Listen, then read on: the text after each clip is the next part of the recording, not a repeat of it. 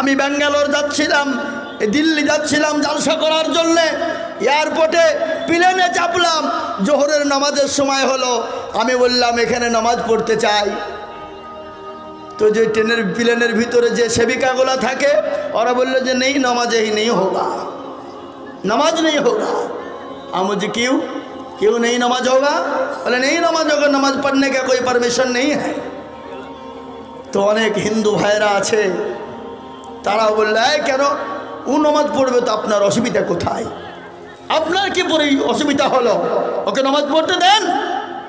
আমরা আসমান দিয়ে যাব, ওপর দিয়ে যাব, অপরওয়ালার ইচ্ছায় উনি নামাজের কারণে হয়তো আমাদেরকে এটাই আমাদের জন্য বাঁচার জারিয়া হয়ে যেতে পারে।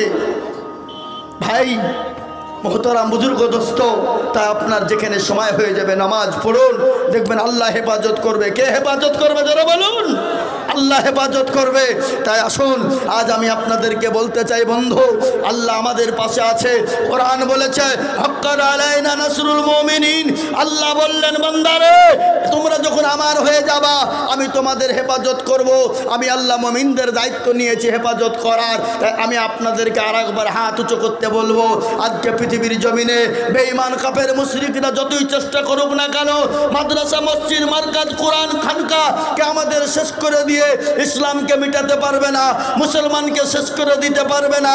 একদিকে মসজিদ ভাঙবে, মাদ্রাসা ভাঙবে, আর একদিক থেকে আমরা মসজিদ তৈরি করে মাদ্রাসা তৈরি করে আমরা আবার দেখিয়ে দেব। একটু হাত উঁচু করে সকলেই বলুন ইনশাআল্লাহ। হাত তুলুন, নামিয়ে দেন। এই হাত কিয়ামতের দিন সাক্ষী দিয়ে দেবে। কোরআন বলেছে আল ইয়াউমা নাকতিমু আলা আফওয়াহিহিম ওয়া তুকাল্লিমুনা আইদিহিম ওয়া তাশহাদু আরজুলুহুম বিমা কানু ইয়াকসিবুন। কিয়ামতের দিনে জবানে তালা মেরে দেবে।